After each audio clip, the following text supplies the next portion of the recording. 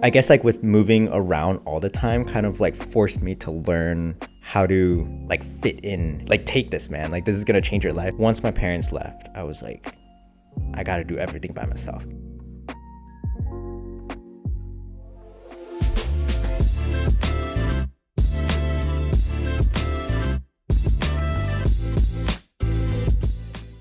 Hey everyone, welcome to the Highest Version Podcast. I'm your host, Randy Philvong, and on this podcast, we talk about falling in love with the process of getting better every day, becoming the highest version of ourselves. Today's guest is Chen, a dear friend of mine who grew up half of his life in Taiwan and the other half in the States. From living alone around the age of 15 to survive on his own, and now has a privilege of focusing on his own self-growth journey. It's no surprise psychology is a strong interest of his, as our late night conversations are filled with vulnerability and growth. So without further ado, let's welcome my friend, Chen. What's up, bro?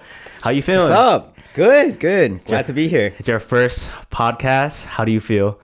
It's good. I mean, it's like a new experience, and I'm like, when you asked me, I was like, let's try it. Yeah. Let's do it. Yeah.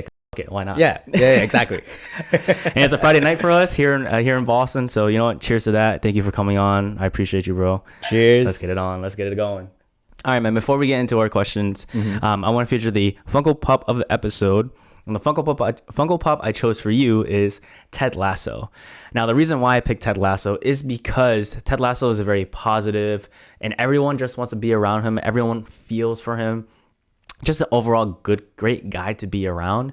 And I feel like with you, like I always have that kind of feeling of comfortability, and like I know you always want people around you to be better and build the life that they want. And but also like me and you also play ball together. And I know Ted Lasso is a soccer coach, but still has that sport element to it. So yeah, man, just want to get your reflections on just my similarities that I see between you and Ted Lasso. Yeah. I'll be honest. I don't know much about the character, but I kind of read up a little bit in the past. So, I think it does fit my character, like being positive and, like wanting everyone around me to like feel good and stuff like that. So I think it's a pretty accurate reflection. No, I think you should watch it at some point. You definitely should go watch it. Definitely. It's a good show. It's a really good show, and they're coming out with the season 4. So I think everyone's like really anticipating for this one because it was so good. Is it also like a bit of comedy as well? Yeah, it's a bit of comedy too. Yeah, I feel like you guys like it. I'm gonna love it then. All right, man. So let's get into the questions. This is something that I feel like I want to try with all my guests, and the first question I have for you is, how is your mental health nowadays? I think I'm doing pretty good. Obviously, like throughout life, there's ups and downs and stuff like that. Right. But I think right now, as I'm more independent now, so I think I'm more in control a lot of things. So I think I'm in a pretty good spot. Yeah, man. I feel you on that. I feel like ups and downs, like it happens. It's just all part of life. Not everything can be good, but not everything's gonna be bad. So overall, as a homie, like I'm glad that you're doing well overall. Yeah, thanks. And we got to share a little bit of a weekend of experience this past weekend. Yeah, definitely. You got to be part of my first rave festival ever. That was really fun. A little bit cold, but yeah, that was really fun. Surprisingly cold for it was really windy. I think that's the main reason. Yeah. New England. I mean, we were in New York, but still, like, how is it? What month are we in? June, and it's like that cold at that time. It's crazy. It's like it's supposed to be summer, and then yesterday, right? It was 95 and it's like boiling. I live on second floor too, so it was like an oven up in my place. Yeah. It was crazy, dude. Fucking heat rises. All right, so I'm glad you're doing well. Let's get into the deep dive. Let's go from the beginning, man. You had half of your life in Taiwan and the other half in the States. What put you in that situation in the first place? It was more my parents' decision. So I remember I also asked the exact same question to my parents as well, because I was like wondering, like, why are we doing this, And then my parents said they wanted both me and my brother to be fluent in both Mandarin Chinese and also English. And so because of that, they wanted us to kind of live in both countries growing up, to be like fully immersed and like learn about it. So that's how like the idea came to be. But you know, when I mean like the half of the childhood is in the US and half the childhood is in Taiwan. It's like 1 year in the US we will stay here, and then 1 year in Taiwan we'll stay there, and then 1 year in the US, and then 1 year in Taiwan. So it's a lot of like flying around and moving and Dude, stuff that like still sounds so tiring. Was it not? Like, did it yeah, feel tiring to you, or like? it was tiring. I mean, it was, I guess, like, because growing up it was just kind of, that's how my life was. So I Yeah. guess to me I was like, oh, it's just that time of the year again, and then I just move. Yeah. So did you constantly like go back to the same state in the U.S. or like were you? Because I feel like it's like you can't just be skipping school like that. I guess like after like you'd be going to school for a year for that school and then not going for a year. I don't know. It's just a lot of back and forth. Yeah. Honestly, I also don't know the details of how my parents pulled it, but how it worked was, like, for example, first grade I was in Taiwan, and then second grade I'll be in the US, and then third and fourth grade I'm back in Taiwan, and then fifth grade back in the US, and it's just like back and forth, back and forth. Yeah. Wow. But it's like, it's cool, but simultaneously language part is also kind of an issue. Like math is, it just progresses. Like math is a universal language, right? Right. So you just kind of, you know, continue on. But in terms of language, it's like I would learn English here for a year and then catch up, and then going back to Taiwan, I will be 1 year behind. So I'm catching up, but simultaneously also learning the New Year's like Chinese level, right. and then coming back to the US, it's like reverse. So now I'm 1 year behind in English, so I'm catching up, but also learning new stuff. So it's just constantly catching up on languages. Yeah. Did that bring any difficulty to like your mind, or were you just pretty open, being like, hey, like I'm getting a cool experience, so I should just immerse myself into it? I think as a wee little lad, I just I just went with the flow, and then English, I think I was fine. Probably because English is, you know, I guess it just kind of flew, like it flowed better for me. Whereas Chinese though, I was like getting 60s. Dang. But it's okay. Like I mean I still like know, you know, most of the Chinese and stuff like that, and like I can survive out there. So I can keep up with conversations. Like I would say I'm pretty fluent in it. Okay. Still, yeah. Damn. But yeah, it's just constantly catching up with it. Yeah. How long were you doing that until, like, back and forth? So it was until seventh grade, because seventh grade, that's when I moved to the US, and then just stayed here, and then just been here for like ever since then. Right. Yeah. And what made you? What was the final thing that made you stay here? I think it was just my parents ran out of money. Fair enough. That's I mean, fair. like That's fair. like flight tickets, like going back and forth. Even I don't know how they did it, man. It's like, you know, like each person over there is probably like $1,000 or something like that. So it's just back and forth. And then it's like my brother, me, my mom. Usually like us three would go back and forth. So it's like $3,000 like there and back there. Yeah. So your dad would be the only one that's staying in Taiwan? So my dad actually stayed in the US because he was doing his master's here. Okay. And like he also said coming to the US was his dream. So that's how the idea came to be. Yeah. But But like if that was his dream, wouldn't he just want his family to stay? I mean, I understand. I understand like why, but like I don't know if it was the most cost efficient way. You know? Exactly. No, I feel you. I agree. But I think they also wanted to maintain that goal of like want both my brother and I to be fluent in both languages. So I think they were like, all right, let's just sacrifice money for our kids. For the future. It's the upfront investment. And do you think that actually like paid off? Like you like actually are pretty well versed. I mean, English speaking wise, I understand, but Mandarin, like, you know. I feel like for both my brother and I, yes, because we got to experience like both the cultures, like fully immersed it, not like studying abroad, but like in a completely different level. Right. And we're both fluent in both languages as well, but I don't know about career-wise if it paid off, you know.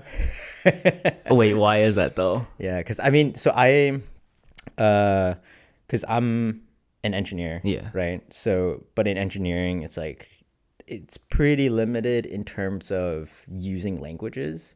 I mean, I guess like there could be situations where you can have kind of like a middleman Yeah. engineer who like knows the technical stuff of it and then kind of translates stuff. But then you're talking about like terminologies in both languages, and like you don't learn that in like sixth grade. Oh yeah, no, for sure. I feel like it's probably really hard to translate a certain engineer terminology to, Yeah. you know what I mean? Like, Yeah, it's, exactly. you'd be like you can describe it as much as you can, but like, ChatGPT, yeah. Google Translate. Hey, you didn't have ChatGPT back then, okay? That's true. Dude, I just feel like going back and forth, like, oh man, that's definitely a lot. Reflecting on that experience, like, what's the biggest thing you take away from that? The biggest thing to take away from that? That's a good question. I think the full immersion of the culture, especially through kind of like a kid's perspective, and also like growing through the years, you know, because I mean, like for most people, if they do have the opportunity to like study abroad or something, Yeah. or like become an expat and like stay in a different country for a few years, you know, it's I feel like it's very different compared to like growing up in a different country. So like you don't really get to see the education system firsthand, or like how the country changed over time and stuff like that. So yeah, I think that was like a very unique experience. That's definitely true. Like, Yeah. if you study abroad, then you get those like what, like 6 months, half a or, year, like a year. yeah, you don't really get to see. I mean, obviously you get to see the culture, but nothing like if you were to spend a whole year, you know, going back Right. and forth like that. Yeah.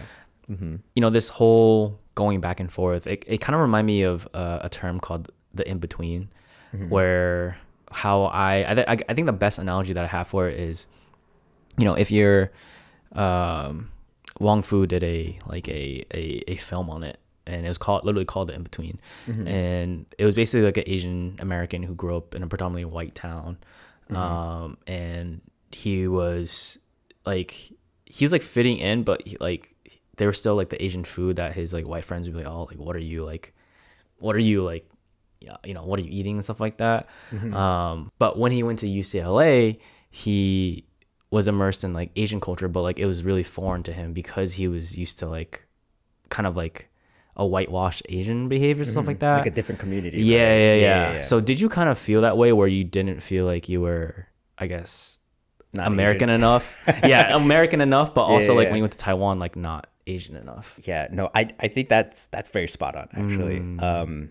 Because on top of that, you know, like being an American and also like being Taiwanese as well, I also, so for a period of time I lived in New Mexico, and in New Mexico, it's like 90 plus of the population are like Native Americans. Okay. Or at least like the area that I lived in. So in a way, there's kind of like that third factor of like, okay, I'm like Taiwanese, and there's like the, you know, like American, and then there's also like Native American. So there's like three things kind of like all jumbled together. Yeah. Right. So yeah, I feel like growing up, I never really like completely fitted it in. Yeah. I guess like with moving around all the time kind of like forced me to learn how to like fit in as soon as possible. But it's still short compared to, you know, like spending time with like the same classmates for years and years, right? So it's like I could get pretty close, but simultaneously it's a little bit off, and not completely fitting in. Right. Yeah. It's kind of hard to find an identity, right? Like find what your identity truly is. Yeah. Because you're constantly kind of changing to like try to fit in. Right. You constantly change it. You may change it depending on who you hang out with too. Yeah. I feel like especially as you're growing up too, like you're trying to figure out your identity. Can you recollect anything like where you kind of had that conversation with yourself, or like, well, what is my identity? Or were you just like, okay, I just fit in where I fit in, or do you just let life flow that way? That's a good question. I feel like most of the time I was kind of just going with the flow. I'm just like, yeah, nothing bad's happening. Yeah, Like, yeah. I'm just living. I'm just existing, you know. Right, right. But yeah, I think there were a few times where I was just in my bed under the blanket, and then I'm just like thinking, like, like, do I fit in? And then like after a year, I'm gonna be moving away anyway, so it's like, like what's my identity, And then especially after moving to a new environment, I'll be like, I have to adapt again, and then like fit in again, and my past, like what started to define my identity, I'll be like, do I need to change that or do I keep it and stuff? So it's just like a lot of like growing identities in like different weird places and stuff like that. Yeah. In a way, like that is kind of cool to have that, because it's like, oh, like Very there, unique. yeah, there are Yeah. multiple facets or multiple personalities of yourself, which is not necessarily a bad thing. It's just, I feel like when you're growing up, like you try to find your identity, like even throughout high school, even before then, like what you like to be perceived as, you know what I mean? I just thought about it now, I was like, and you could have just embarrassed yourself and you'd be like, shit, I'm leaving for a year, so y'all don't have to see me, y'all don't ever forget. But I'm pretty sure obviously the friends that you made, like you probably, obviously kept in touch with them while you were in Taiwan, and then vice versa too, or that was that not the case? It's difficult because when we were in elementary school, this is like early 2000s, right? That was when emails started to become popular.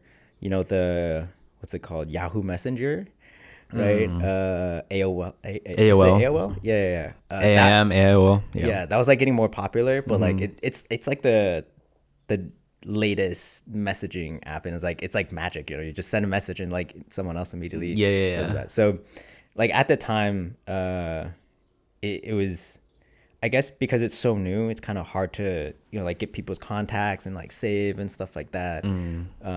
So because of that, I guess a lot of my friends I met in Taiwan, we weren't able to keep in touch. Yeah. So there's that. I mean, if it was like 5 or 10 years later, maybe it would be a lot easier. Yeah, you got like Facebook, WeChat, WeChat, yeah. Can't forget WeChat. Like cannot forget. Oh my God, Line. Oh my God. So in those experiences where you were just like, obviously you're traveling, so sticking around the same timeline of before the age of 7th grade, when you finally established in the U.S., did you run into any uncomfortable situations that had to force you to grow, or be comfortable with that uncomfortability? Yeah. That's actually a very good question. Cause so a lot of stuff went down when I was in my sophomore year. So sophomore year was when I lived alone by myself in New Mexico. And the reason for that was my parents' visas. So freshman year in high school, my mom and my brother went back to Taiwan to renew their visa. My brother got into college, so he had a student visa, so he was fine. Here or in Taiwan? Here. Okay. Yeah. So he was fine to like come back. Yeah. And then my mom, I don't know if her visa expired or not, but I guess when she tried to renew it, the government did some background checks and then found that my dad's visa was expired, and so he was overstaying.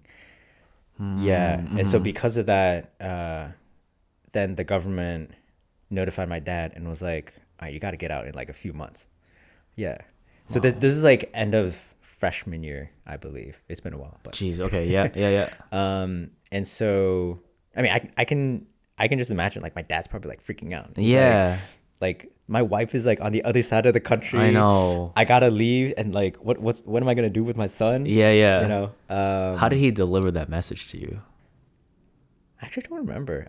He probably just brought it up casually, and I was like, well, so he was very optimistic. So he was like, yeah, I'm gonna go back to Taiwan, and then a few months later we're gonna be back. So just stay here for a few months, and then we'll be back. But I mean, at the time, because I didn't know how like visas and immigration were, so I just kind of went along with it. Yeah. But because he overstayed, that's like gonna be in his history, and that's like you're you're not gonna have your visa renewed for, I mean, I don't know how long, but like that would be a mark on your history. It's like a what's the word? A case or Yeah, a something. case of red. Yeah. Like, yeah. Yeah, Just yeah. like it's like having a criminal record, but like But like something. immigration. Yeah, immigration. Yeah. And so because of that, so you went back, and a few months turned to many months. Yep. And I guess we were just kind of, we were just still being hopeful and stuff. But my brother notified, or like told the story to his mentor at the time, and his mentor lived in Massachusetts. So he actually reached out and was like, "Hey, like I know your situation and stuff like that, and like I'm willing to take you in actually. So if you want to move in with me all the way to Massachusetts, like I'll give you the opportunity, and like, I'll, because he was thinking about like college applications and like my career and like my future and stuff like that. Yeah. Wow, what a great person. Yeah. He really like helped our family a lot. Yeah. Yeah. Wait, so okay, so paint the picture. So you were alone. Where was your brother? So I was alone in New Mexico. Okay. And my brother just entered college, right? So Okay. so he's in college. He's all the way on the East Coast already. Okay. Yeah. He's He in New went to Jersey. a college in Massachusetts? No, he went to Princeton actually. Okay, so he went to he was Princeton. in Okay, like okay. New Jersey. Okay. All the way over there. Wait, so on the how other did side. how did he meet this guy that was in Massachusetts? Yeah, so his mentor, David. Yeah. So he in New Mexico, there was like a mentor program, and that's how they met. So my brother was in this mentor program, and then so David was my brother's mentor. Okay. So that's how they first established the Gotcha. connection first. Okay. So that mentor program, you didn't need to be like in the same physical location. It was just Yeah. Okay. It's Gotcha. It's like remote. Yeah. I think. Yeah. Okay. Gotcha. Go ahead. Yeah. So that's how we got connected, and then I guess like at some point my brother told David about the story, and then David was like, "Oh man, like this kid is just living alone in New Mexico. And he's like barely a sophomore. Like, like I should try to help out and stuff like that." Yeah.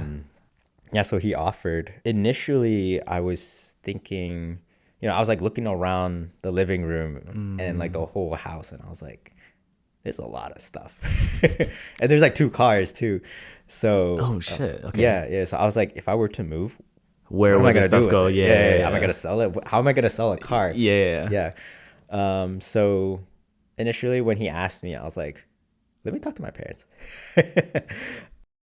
And then, I mean, at the time I was starting to lean towards a no, because I was like, there's a lot of things, and like my parents will be back. At least that was my thought at the time.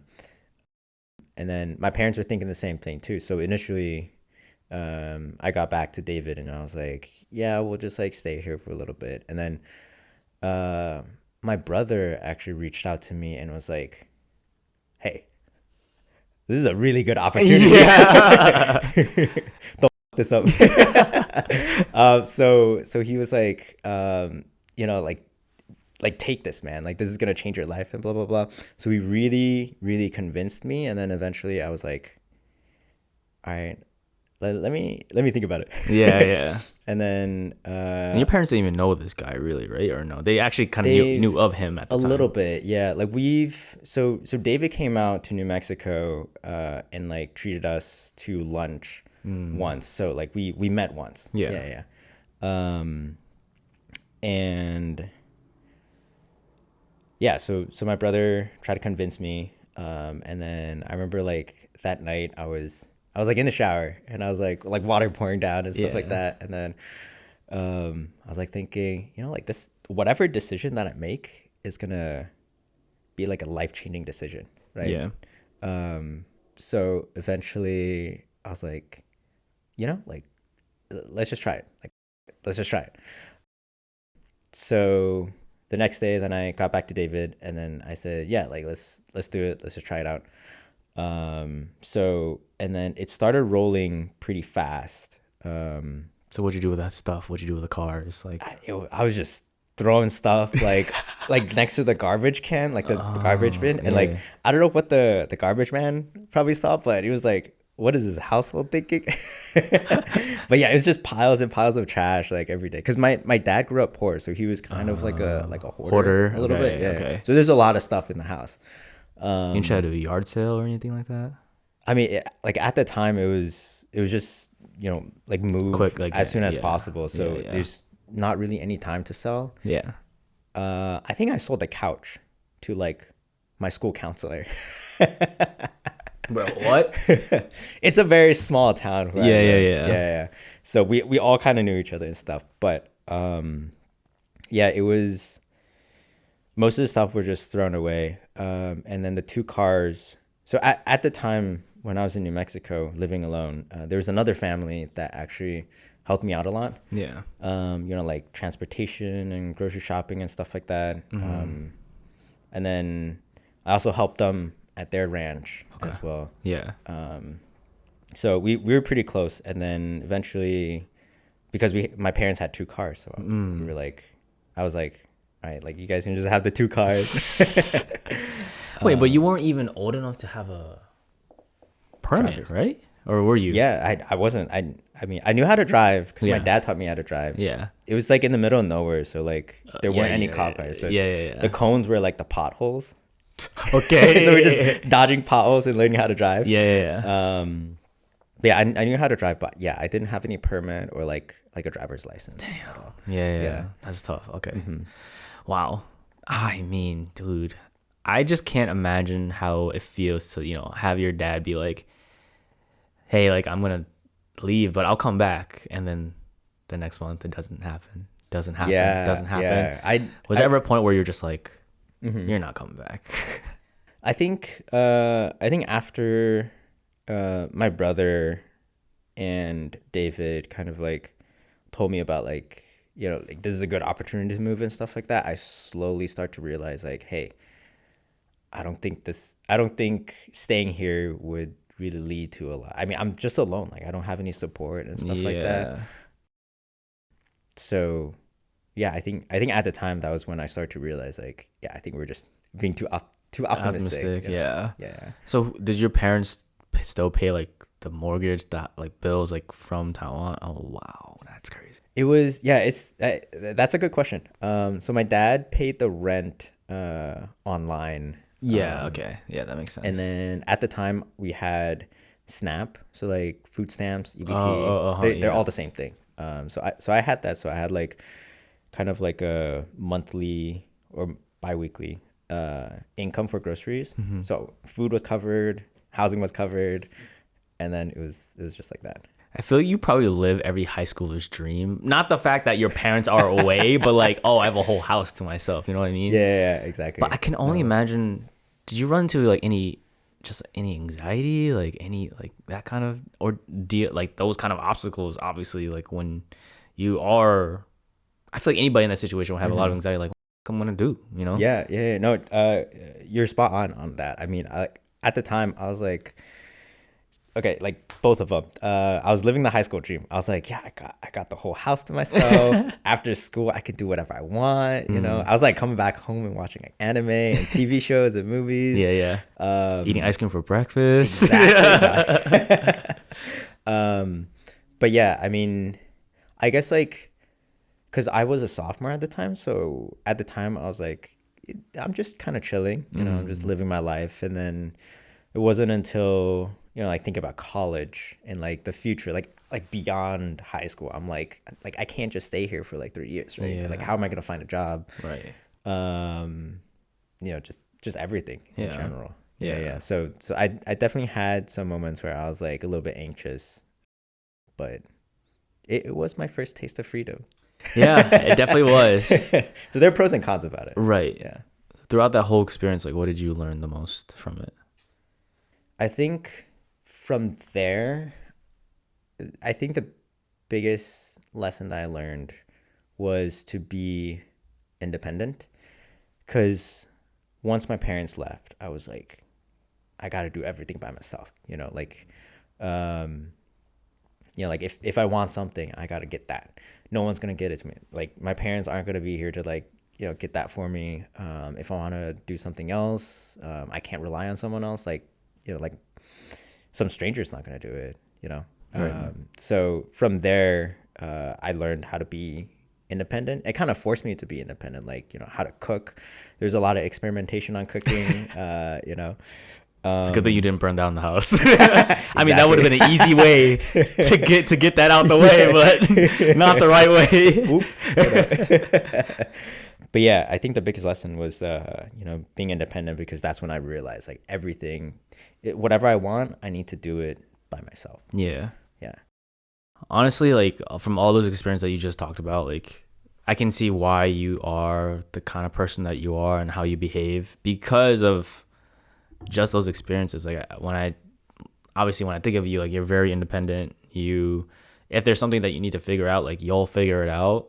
Or if there's any questions that you may have, like you'll keep digging and digging until like you kind of figure out like where you understand it. So it all like kind of, it all makes sense to me now. Yeah. It all makes sense to me on why, like the type of person that you are and how, and why you behave in the way that you do. Mm-hmm. Yeah. All right, man. I think that was just a crazy inspiring story about how you just doing shit on your own and making things happen versus like folding and being like, I'm stuck. All right, bro. So we talked a lot about your experiences growing up. Obviously, there's a lot of back and forth, trying to figure out like your identity, different cultures. Also, just a lot of thrown at you at a very young age. I don't think anybody could really say it's a very same story, same story as you did. Exactly. But there's also a little bit more, maybe right before you start going into college, and that's like your experiences being basically a foster kid. So can you kind of dive in like what that is like and like maybe any obstacles that you had to face in that kind of like whole experience? Yeah. So as a foster kid, I actually lived with two foster family actually. So David was actually the second foster family.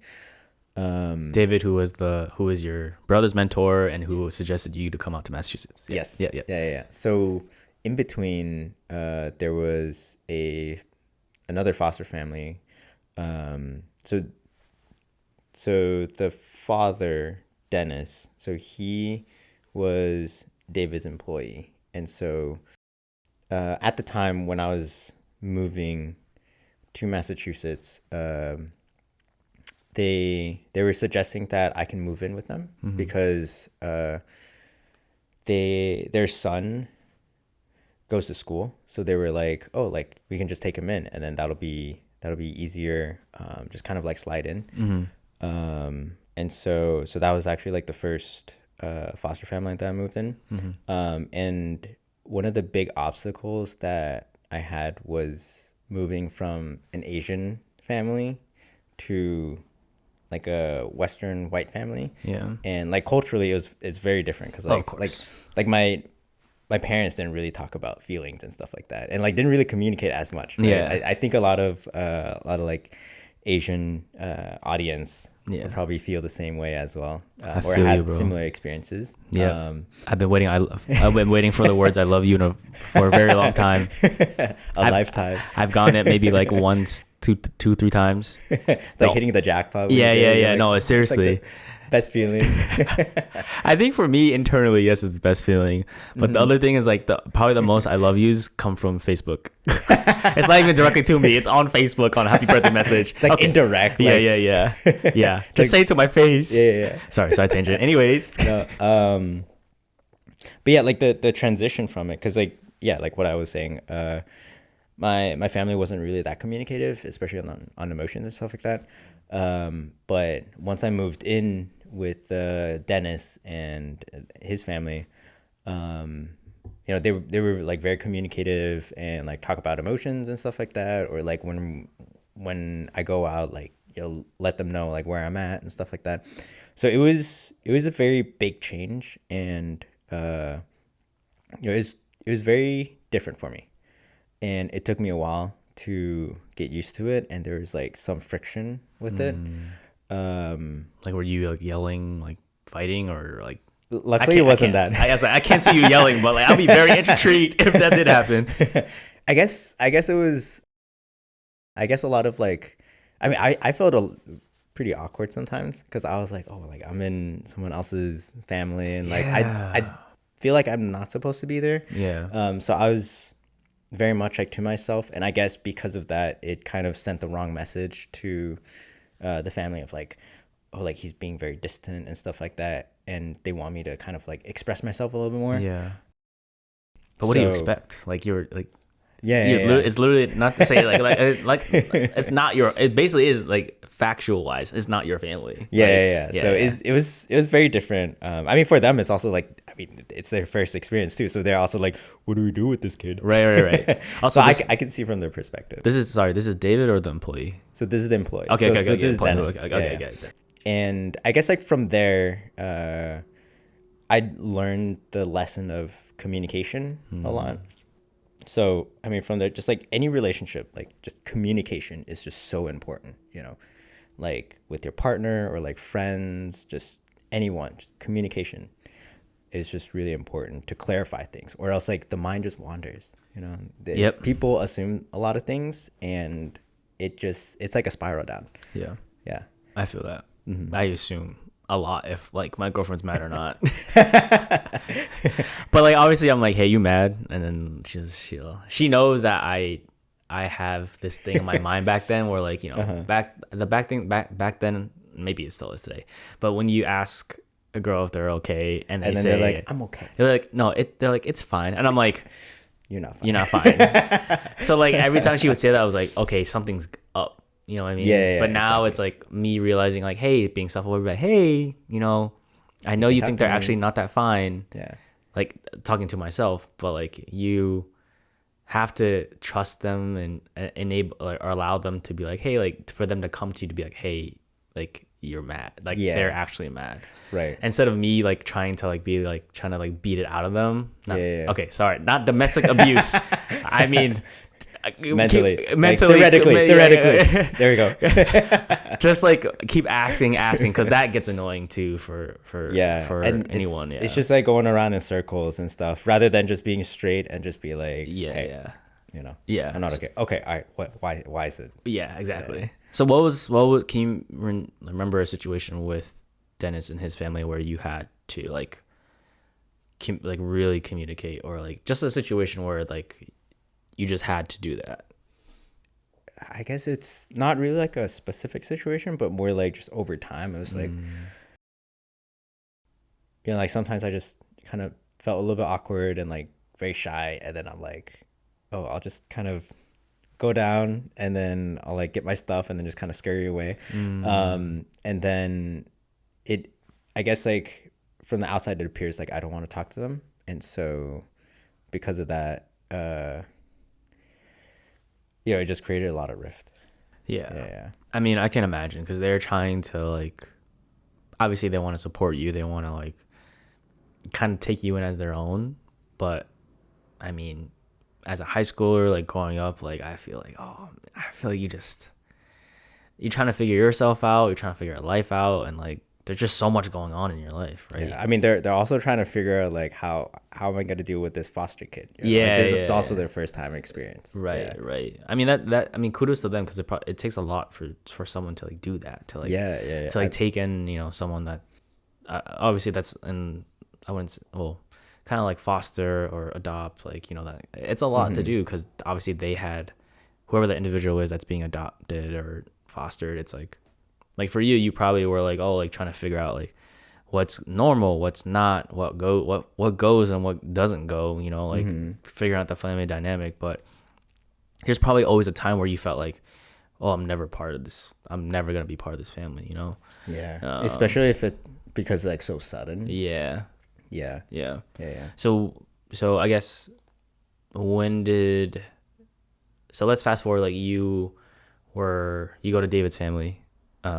You start to become his like part of his family. What was, obviously you talked about the biggest switch was the Western culture.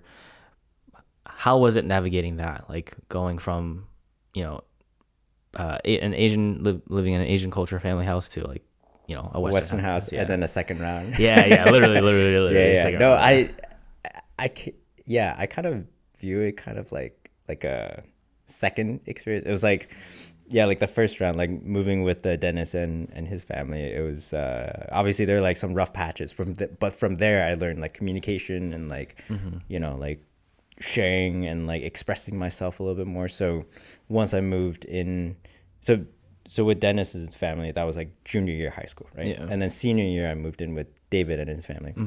And so when I moved in, I was like, okay, now I know how to like communicate a little bit better. So from there, I was able to, you know, like make it more smooth. Yeah. A little bit. Yeah. It's kind of like how parents say, oh, like when I have my first kid, I don't know what I'm doing. It's just like an experiment. They're the guinea pig. And then once you have the second kid, you're like, okay, like, you know, they'll be fine. Yeah. Fair enough. Yeah. I mean, jumping from family to family and obviously communicating with your own family, it's tough, man. What were some of the values or things that, you know, being part of your foster families have taught you? So whether that was Dennis or David, I know Dennis, it was communication, but what about David? I feel like with David, that's a really good question because he actually taught me a lot of things as well. I guess one of the things that he taught me was investing, actually. Yeah. So like how to be financially independent and like be good with money and, you know, like make sure you don't fall into like certain traps and stuff like that. So I think that was like one of the biggest takeaway from here. But he was a big role model for me as well. Did it kind of turn into like a father figure, like a second father? Yeah, definitely. Yeah, I mean, there's just a lot of like small things that, you know, I'm, you know, just living with him and, you know, I just see a lot of like small habits here and there and I'm like, wow, I kind of want to be like him. Hey, man. I mean, when you're yeah. growing up like that, you're trying to figure out all those habits and all those morals too. You know what I mean? To kind of like wrap up on like your experiences, just, you know, obviously from being a foster kid and then, you know, obviously what we talked about earlier, looking back on it now, what are like some of the reflections that you have of it?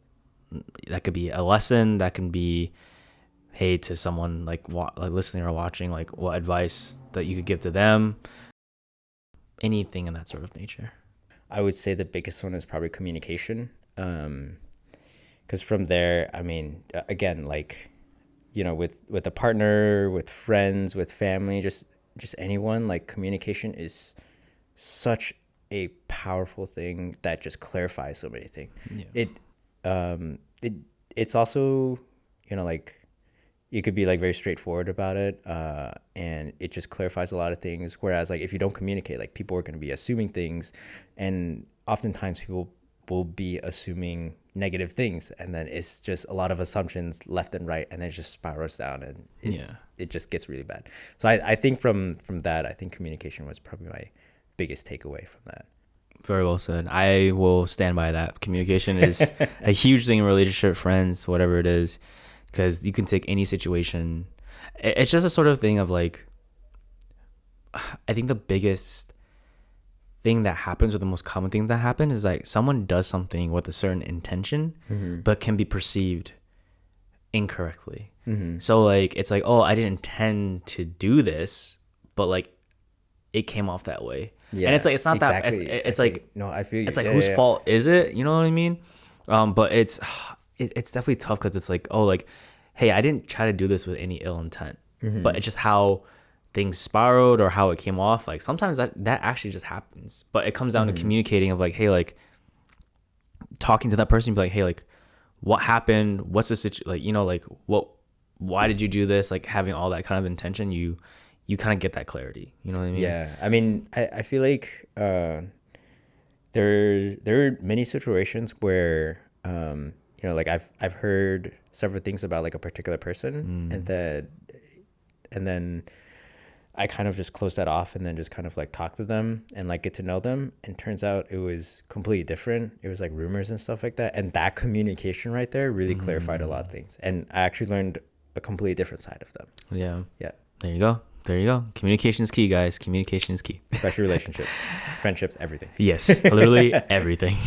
So offline, there's another thing that you mentioned to me about something that you're working on. That's like setting boundaries. When I think about setting boundaries, I think about, if that's something that you're working on, I think the basis or foundation of that comes from is people pleasing. As myself, I'm a people pleaser too. And I just want to know what things have helped you overcome your people pleasing tendencies, or, what things are you kind of still are challenging to you that you are currently working on? I mean, currently what I'm working on to kind of change that mentality is, I read like this random comment online that was saying how, like a lot of people who have that kind of like people pleasing mentality, they try to please everyone else, right? But not themselves. But the comment was saying how try to put yourself, like view from a third person view and try to put yourself in that group as well. So think about it in a win-win situation of both you and others. And I think that is very important. And I think changing that kind of mentality to kind of like think that way would be very beneficial as well. Have you used that in a situation before? Here and there. It's pretty recent, so I'm like slowly working on it. Okay. But I feel like ever since I read that, it just kind of resonated with me. Yeah, I think with people pleasing, I think it's great what you said. It's just viewing from a third person, like, hey, like if your friend was also making this decision and they asked you what to do, like what would you do? I feel like the whole if you were a friend to yourself, what would you do, or what would your friend say? What would your best friend say is always a good thing perspective, because not only does it take you out of your own body, and that's that third person perspective that you were talking about, but also like with our best friends and our friends, like we are more compassionate with them. It sucks to say, but like, yeah, like we are our own harshest critics, and like we, again, so harsh on ourselves. And but when it comes to our friends, we're so graceful, we're so like, hey, like, don't, pick your head up, like don't say this about yourself. Why would you say something so mean about yourself? Right.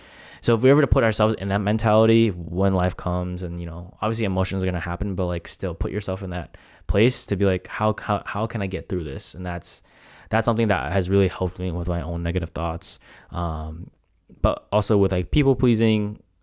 I still have these certain tendencies, but like being like, hey, like, is that actually okay with you? Is that actually something you want to do, or are you doing it because, you're just trying to make someone else happy? It's like, right. Honestly, it's like what you said, basically a long-winded answer of what you said, like figuring out a win-win situation. But also like when you set boundaries, you kind of keep your peace, right? You don't disrupt or try and take away like put in negative energy in yourself. When I talk about that, I think about like, when back then when I did other people's homework, not that I did their homework, but like I just gave them the answers. Like give them the answers. Right. When I was on 3 hours of sleep, or I had something to do, I had something, more important to do. It's just like, I did it because like, oh, like, like it's more of like, oh, like I'm the nice guy, so I need to like do these things. But in reality, I also kind of don't relate to that too. In high school. yeah. Did you also? I actually won nicest guy in high school. Oh really? Yeah, it's kind of crazy. I don't think we did. Oh, we did like that, like some of the titles in the yearbook and stuff. Yeah. But we didn't have like the nicest guy though. Yeah, so we didn't have that kind of title. All good. But yeah, man, people pleasing is hard. It's a hard journey. I'm still working on it. But I think if we kind of take what we just said, it's very useful tools in it. Why do you think people have the mindset of, having like the people pleasing kind of mindset, or like, not being able to draw boundaries? Yeah, I think it's comes down to just being liked.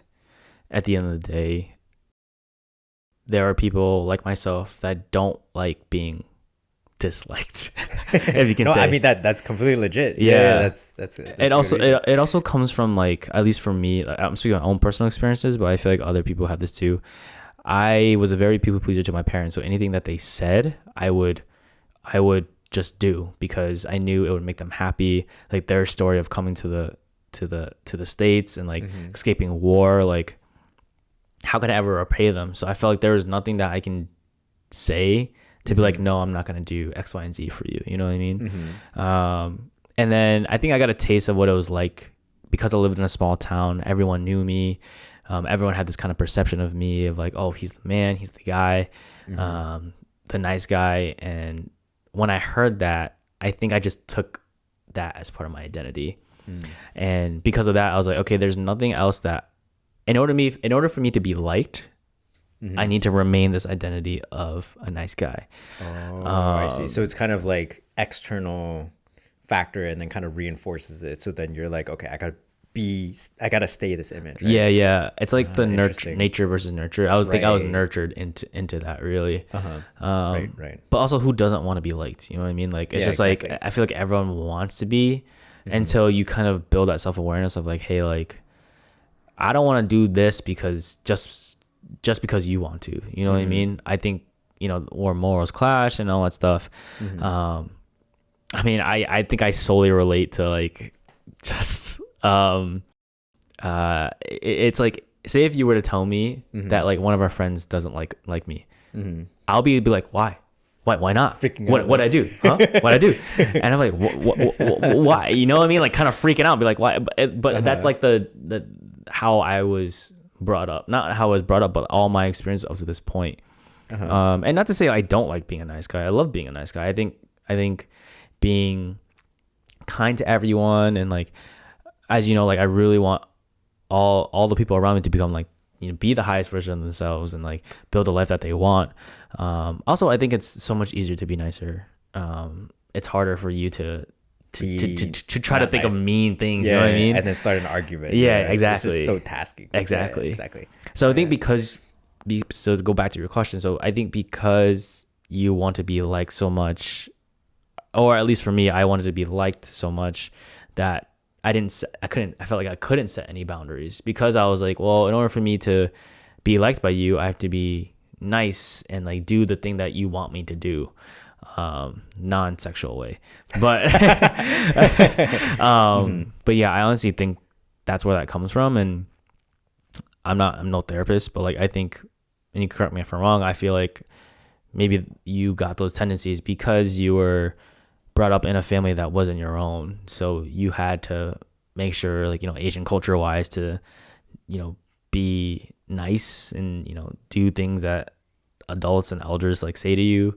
I don't know, that was like how my diagnosis of you, but where do you think yours came from? Yeah, it's a good question. I feel like it might have been just my biological family. So like being in the Asian household of like, oh, you kind of just follow along. You don't really have much say as a Yeah. kid, right?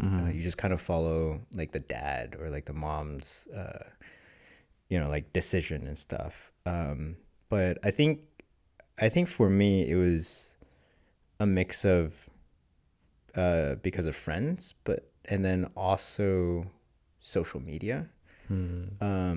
So what I mean by social media is, like I feel like growing up, there was a lot of, like TV shows or movies or something, like they would portray as like the main characters, like the protagonist, as like someone who's like selfless and like Yeah. sacrifice themselves for others and stuff like that. Yeah. And then it kind of created this like role model image of like you should think about others but not think about yourself, and then it got me thinking, like, I wonder if that affected a lot of kids growing up. And I feel like that was one of the main reasons why I kind of have difficulty creating boundaries, because I was like, I got to think about others first, Yeah. rather than, because I would think like that's like the role model, that's what I should be striving for. Yeah. Yeah. I mean, everybody wants to be the hero. I mean, some people want to be in their villain era and just of everything. But like, baddie. yeah, you know what I mean? Like everyone does want to be like, you know, the hero and be, like I said, at the end of the day, just be liked, be super popular. I feel like that's what we cared about in high school, being super popular and trying our best to get to that point. You know what I mean? But yeah, no, that's a very good question. You know, before we kind of wrap up on things, like I just want to say, you know, thank you for coming on. I appreciate you so much, you know, as a friend. We've had a lot of deep talks. We've had hilarious talks. Definitely. But I think I finally got to know your story after all this time. I know we bonded through like video editing, like videography, photography.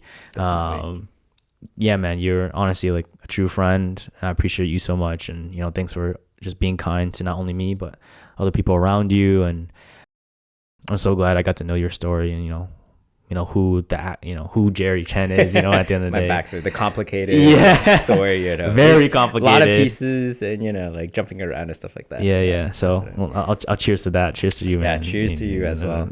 Thank you. Before we get into like the TV host, like hosted kind of things, I just want to know if there's any topic or anything that we haven't talked about that you want to bring up at this point. It's an open floor, so whatever you want to dish out.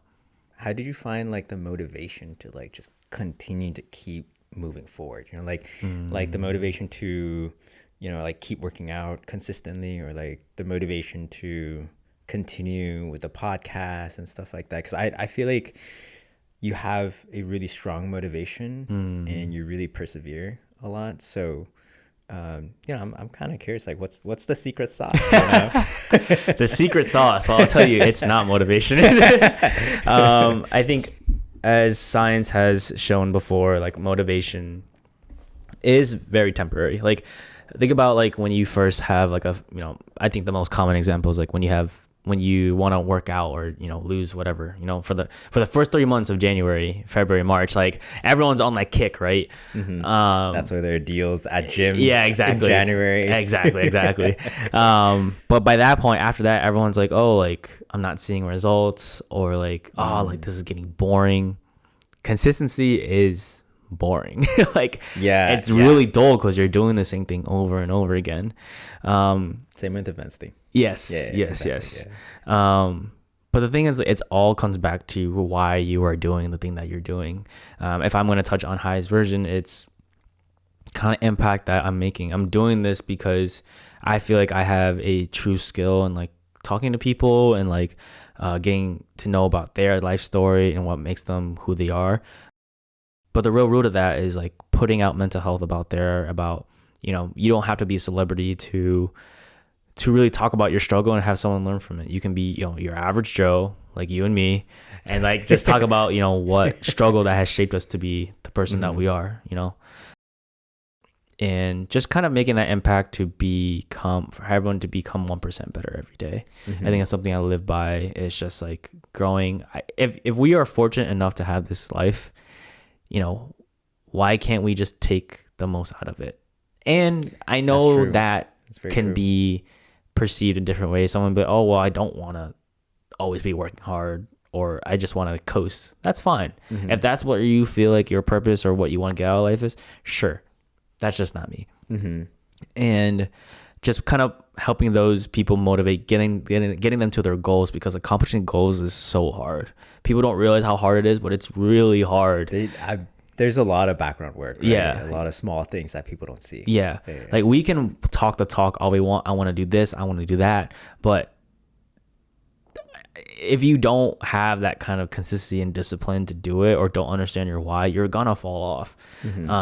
And just to reiterate, like, you know, my why is to really put mental health at, you know, number one priority, but also bring in that personal development aspect of, hey, like, you can do this shit and be disciplined and be very hardcore and grind on what you're doing, but also doesn't mean that your mental health has to take a hit for it.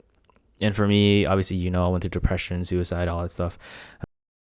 I want to put it out there, Matt, for people to make that a new normal of being a priority, you know? When it comes to the gym, my why is, I've been saying for so long that I want to have a body like Michael B. Jordan. I think I use that as a joke a lot, but like, it's a good goal. It is. But I think for the longest time, I was like, oh, I'm training so hard, like why am I not seeing the results? And then I hired a fitness coach to help me know, like, hey, it's like your nutrition or how you train. And it really just comes down to like your why and reminding yourself of that why. Not gonna lie to you, there's a lot of times where I'm at the gym, I'm like, fuck, why am I doing this? You know what I mean? I mean, I'm at the 4-month mark now in terms of like working with my trainer and my personal coach and my online fitness coach. And I'm like, bro, like, do you want to do this anymore? Like, you're gonna go into that situation a lot. But what gives me back to the gym is just like, why am I doing this? And it's to I think the biggest thing is to proving to myself that I can do it. Okay. And if I don't, I feel like it's going to be such a disappointment to myself. But I want to know that I put in 110%. I did everything I possibly could. I exhausted all my mind strength, my power, my physical strength to do not only a fitness journey, but also like this brand too, this podcast too. And there's many times, man, that I'm burnt out and I'm like, struggling to balance. Yeah, there's no time, low energy, but like, I just know that like my content can help inspire someone, whether that's on a macro level or the micro level. And in today's social media, it's really hard to not look at the macro aspect of it. Yeah, definitely. With all the stuff going around. Yes. Like people getting big and all that stuff. But you know, at the end of the day, you know, I want people to become the highest version of themselves and build the life that they want. Because I think if you're fortunate to have this life, that's something that you truly, truly deserve. So yeah, that's what keeps me going. Just the why, focusing on your why. If you want to learn more about that or kind of dive deeper into it, there's an individual named Simon Sinek. He talks about the power of why and how that has really shaped not only minds, but also like companies in itself on why they're doing certain things and processes and stuff like that. I'll have to check that out. So definitely check it out. It's very inspirational. I'm like, oh, that's the why. And motivation is temporary, guys. Like it's only gonna last for so long. Yeah, I feel like motivation will last if you see results, but oftentimes like, you're not gonna see results so soon. Yeah. And then when you don't see results, you're like, why am I doing this? Yeah. Like what you said. Yeah. Exactly. That's the same. It's the same thing of like the reward system. Like you have to internally either give yourself rewards or something like that for you to constantly keep going. If you're not doing that, that's where people usually fall off. So having your own reward system as well, having these smaller steps and deadlines and goals to help keep pushing you forward. There's it kind of reminded me, there's like on a side topic, but in psychology, actually, there's like, I read that there was what's it called? Like intrinsic value, and then there's extrinsic. Yeah. So it's like intrinsic is like your internal goals, and then extrinsic is like your external goals. Yeah. And it's like how others, you know, like you want to prove yourself to others. For example, right? And I remember reading about how like extrinsic goals, those don't last long because you're constantly trying to prove someone, but like if they're not there or something like that, then you just don't have the motivation. But intrinsic, you're always there. So you always have that goal to like motivate yourself. Yeah. So, yeah, it's just a side topic that kind of reminded me. No, it's really like do it for yourself. You know, do all the things that you want to for yourself. Like not to say you can't do things for other people. Obviously, when we're in jobs and all that stuff, like you have to. But like, kind of think about it's like a balance. Right? Yeah, it is a balance. Like the whole world. But also, like this is your life. You know what I mean? Like, you have to feed what you need to feed in order to build that tree that you want to. You know what I mean? Exactly. Or whatever analogy you can think of feeding. I don't know. But yeah, no, it's a very good question. I like that. Yeah. So let's get into questions from the audience. This person asks, give me your biggest psychology fact. The first person to kind of like break the norm really has to put in a lot of effort to break it. But then the second person to join in makes a very big difference in kind of like supporting.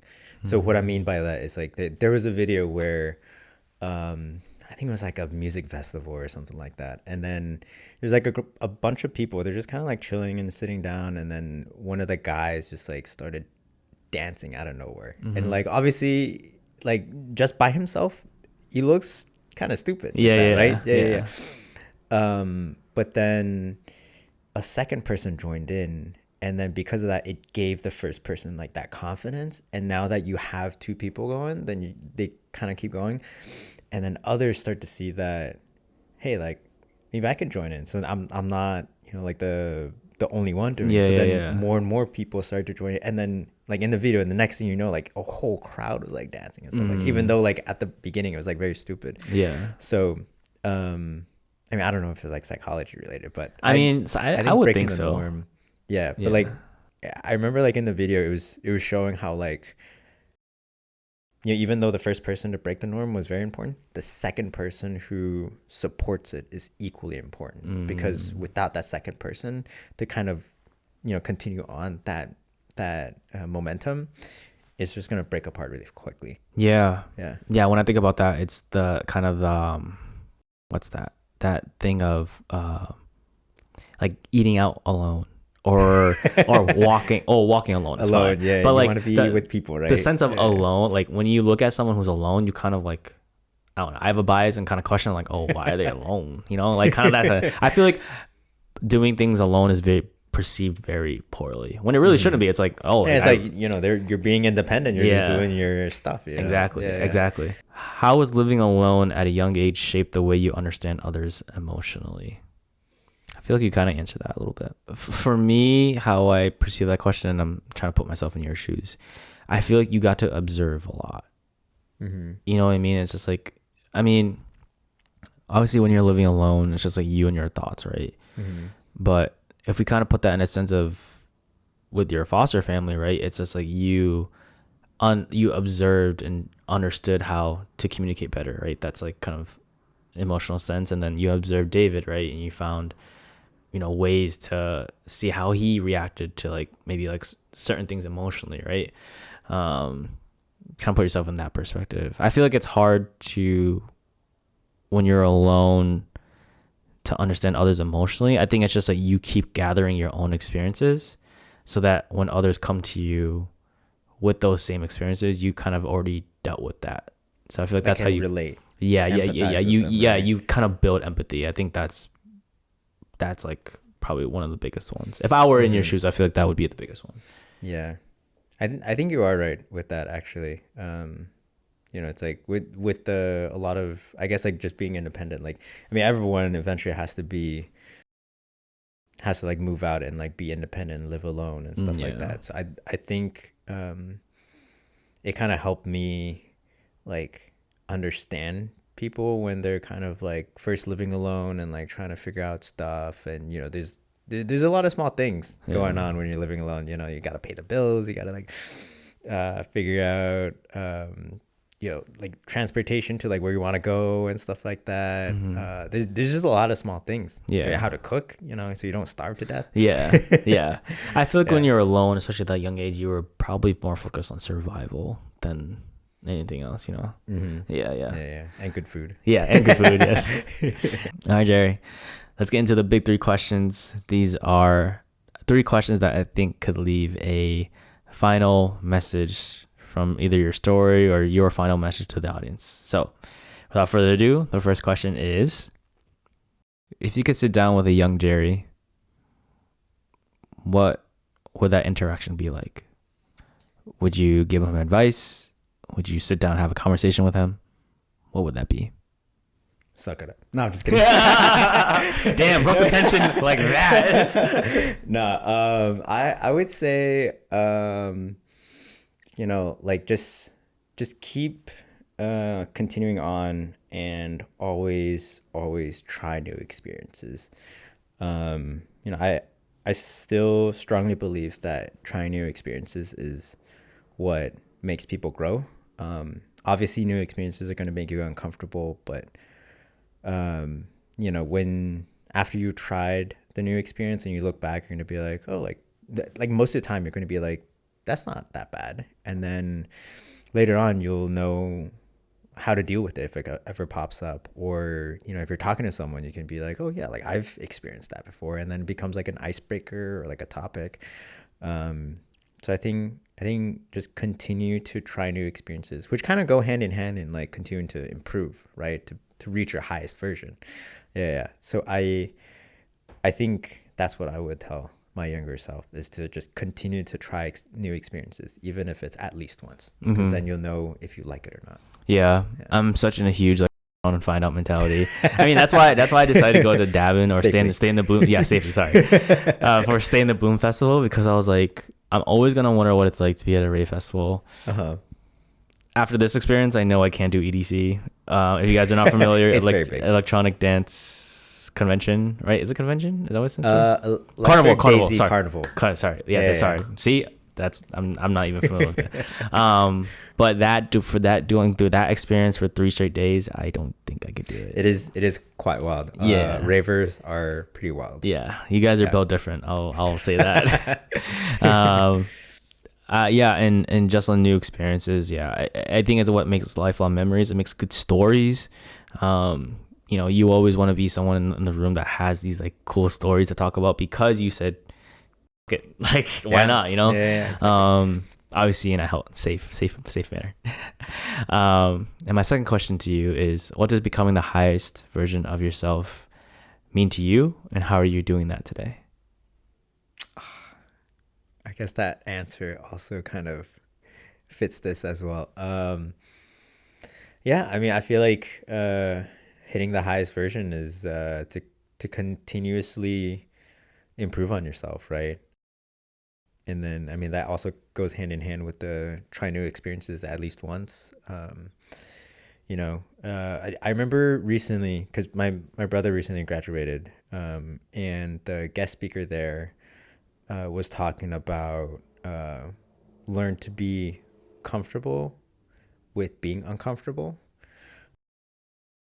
And I think that really resonated with me, because, like when you try new experiences, it's always going to be uncomfortable because it's going to be unfamiliar, right? Right. I mean, it's kind of like what the world is going on. Like everyone, even the adults are doing, new experiences because they don't know a lot of things. Mm-hmm. But, by doing that though, you do, like every day you start to grow bit by bit, being consistent. And, like every day, like your present day self will become your own highest version. I mean, obviously there's going to be ups and downs and stuff like that, of course. But each down that you have, it's going to be kind of like your learning lesson, and then you shoot back up and you go even higher than your previous version. So then the highest version. I hear you, man. It's all about, I feel like what I took away from that was just living life, taking life's opportunities and really capitalize on them, and making, again, lifelong memories. So time really is short. Life really is short. Like when you're like 25 or something like that, you're like, oh, I got some time, and then next thing you know, after working, it's gonna be you're like 28 or 29, and then you're like, wow, there goes my 20s. I mean, it's a sort of thing. It's like life is short, but also life is long too. It's a teeter-totter of how you want to look at it. Just take every day with positivity, and take every opportunity experience to do the things that you want to do, because that's where you feel like life is short. And like once you start working a job, like, I'm not saying that you can't experience amazing things, but it's a little bit harder. You have to find the time, versus like when you're in high school or college, like you'll kind of have a little bit more of that time. So, And my last question for you is, if you could connect me with someone to come on this podcast that you think would be great, who would it be and why? I actually have 3 in mind. 3? Okay. I'll take it. So the first one is, her name is Irene Gao. So you've never met her, but so I know her since high school, and she also went to UMass Amherst as well. But she has been through quite a bit because of her family. She's also Asian as well. But like some of the small things is like when she decided to go abroad, her parents actually kicked her out of the house. Oh, really? I think she would give some pretty good talks in terms of like the struggles, and also like mental health, and how she like went through it and then came out. And then second one is Ting Pan. I think that's her last name. I don't know how. Like Our team? Yeah, our team. Oh shit. Yeah. So I don't know how to pronounce her name. Yeah, her last name, but yeah, I think she would be a very good guest to come up here because I feel like she has, because she's an international student, and so she's seen both, you know, like how the U.S. is and also how like China is. Yeah. And I feel like she has a lot of different perspectives that she can bring to the table. But also she's like a very open and welcoming person. Like I always see her, she's like always positive and like, you know, like very welcoming. Yeah, bro. She's gonna just come in here and just roast me. That's basically what the whole podcast will be. It's gonna be a fun podcast. I'll ask her though, because I'd be interested to see like learn more about her life story. So yeah. Okay. Yeah. So I feel like, because I personally haven't gotten a lot of time to bond with her, sadly, just because of timing and stuff like that. But yeah, I feel like she has some pretty interesting perspectives that she can bring. Nice. Okay. Yeah. And who's your third person? My third person would be Courtney Chu, because I feel like she grew up with a sister with disabilities in an Asian household. So I feel like she has some pretty interesting talks about, like, you know, how it was like to grow up with you know, like a sister or a sibling with disabilities, and, you know, like how the family dealt with it, and, you know, how it affected her like mental health and growing up, and how she perceived the world because of that. Yeah, no, for sure. These are all great 3 recommendations. And we'll make it happen. All right, Jerry, I want to say thank you again for all your time, man. Appreciate it. Again, grateful and appreciative to have you as a friend. Keep doing what you're doing, and, you know, if there's any way I can help you become the highest version of yourself, just let me know. Yeah, definitely. And I love our deep talks, and it's just we're always gonna be bonding that way. Yeah, we're gonna definitely have a lot of them. But yeah, like glad to be here. I mean, definitely really impressive to, you know, to build like the whole podcast and stuff. And I'm really happy to be on here. Yeah, definitely. Yeah, so thank you so much. Thank you, man. As a consistent watcher, I appreciate you. All right, guys. If any part of this episode resonated with you, please clip it, tag me and Jerry on it, and like, comment, share, subscribe. And as always, let's fall in love with the process of getting better every day and becoming the highest version of ourselves. I love y'all.